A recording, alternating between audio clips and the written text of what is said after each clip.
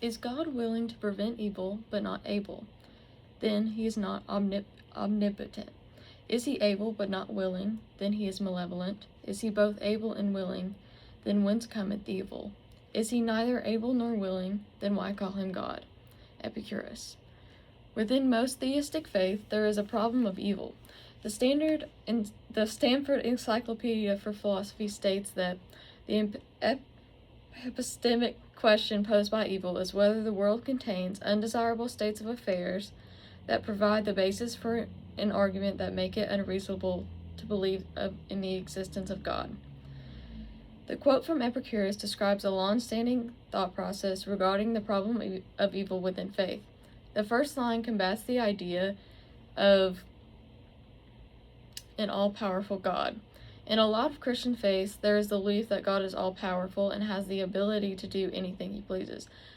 This then infers that God should be able to stop evil when it is going to occur, but he does not, which could mean that he is in fact not all-powerful. The next line then combats the idea of God being good, which is also a very common sentiment within the theistic faiths.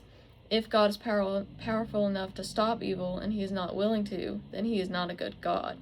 The next two lines within the quote refer to how evil exists if God is all-powerful, and if he is not all-powerful or not willing to stop evil, then why is he seen as a God?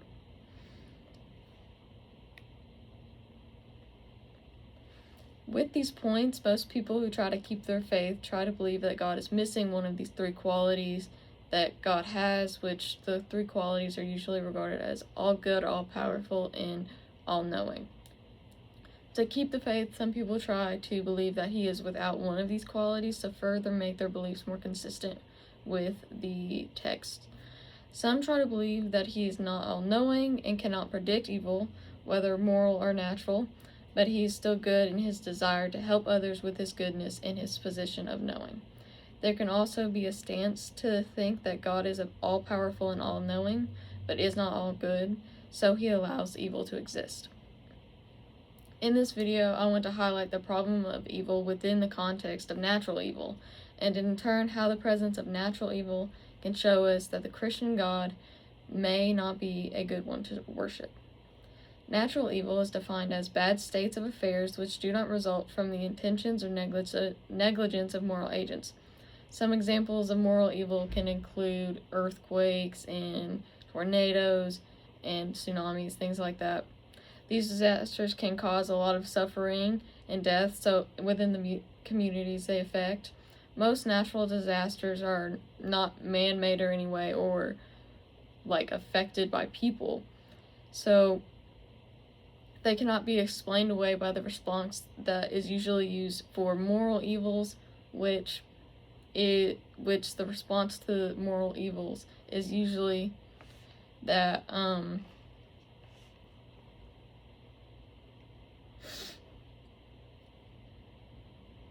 the response to moral evils is usually that moral evils that God allows is to allow us to be free, so that we have the choice to be able to choose evil, even if evil's, bad.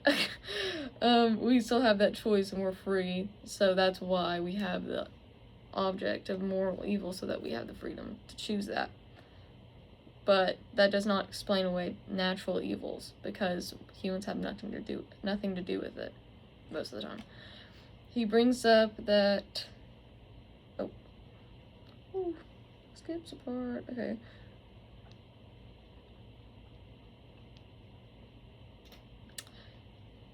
In a video I found on YouTube called Christopher Southgate, If God Exists, Why Natural Evil, one of Southgate's points is that God had to allow for certain natural disasters like earthquakes because of the way the earth had to be made to allow for the diversity of plant life and people within our world.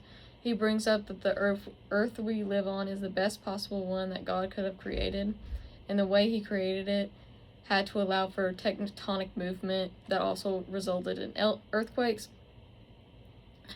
This logic implies that God did not have the power to create a world that could have everything that ours does without the presence of some disasters, so it's a necessary evil that had to exist so that our world could be the way that it is. In the video, Robert Lawrence Kuhn asked about how God couldn't just create the processes that needed to happen for the diversity of the earth and then stop them from happening after that. This was a good question to bring up when we're discussing God that is seen as all-powerful, because why could he not figure out a way to make it so that the tectonic plates could do what they needed to do at the early years and then not cause further damage after we have already gotten the diversity of our lives and the earth that exists. And it's a good question to bring up when we're discussing the all-powerful God, because why could he not figure out the way to earth to exist without also allowing the processes to fade over time when they're no longer needed for what he said the purpose was for? Southgate's response to this question does not give much of an answer. He's kind of dodgy with his answers within the video. But he states that Christian belief is that the processes that create natural disasters are continuing even now to create even better place in the future. I would then pose the question as to why God feels as though people who have gone through these natural disasters and suffered and even died are expendable, and to then create a better place for some far-off future, which does not really support how tectonic plates actually work, because in the future it is not as though they will stop whenever the world is perfect, so it's not as like we're going towards something that could happen in the future and that's when it's going to stop, and then when the world's actually perfect we'll be fine, because that's not how tectonic plates work.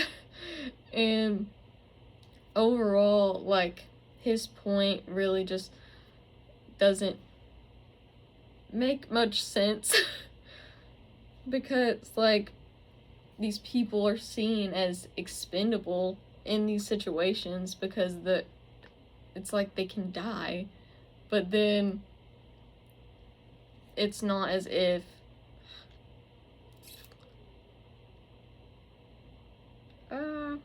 what am I talking about? It's not as if that in the future it's just all gonna stop when the world's perfect. And he doesn't really explain this any further in the video. Southgate's logic also relies on the presence of an afterlife, which most Christian and theistic beliefs believe in, but it doesn't really. He says that the afterlife is going to make up for the suffering that people could have faced on Earth, but it's kind of a moot point if we're just, because there's not as much evidence for if there is anything in the afterlife. There's no like physical evidence of how our world is, and what happens after death is not really known, so it doesn't really, we can't base this on, oh well, everything's gonna be fine after we die though, so God's gonna make up for the suffering that the people had to have through these natural disasters. Within the video, both Kuhn and Southgate agree that God had to create natural evils because of the processes that needed to exist, meaning that God did create a form of evil. This would in turn imply that God is not all good because he created a form of evil and was not just allowing people to make a choice like in moral evils. He made the choice himself that this is how the world had to be so that it could be how it is, but the process allows for the evil still to exist. Is the evil that God created outweighed by the good that is present within our world? The video fails to address the aspect of natural disasters that includes plagues and diseases that are not brought about by human evil, like whatsoever. In the case of a disease like cancer, which wreaks havoc on people and causes so much suffering, death, there is not much of a scientific background that states that cells have to develop in a certain way that sometimes can cause cancer. Why couldn't an all-powerful and all-good God safeguard the humans of his own creation from these diseases that he create that has, like, the diseases have nothing to do with what's a necessary process of the world, or how the body functions. They're just mistakes that is made by the body. So why couldn't he safeguard what his own creation from these diseases that are not necessary? If there is a God and he allows so many people to suffer from these diseases and potentially die from them before they even have lived a life, is he a God that we would want to worship and give praise to?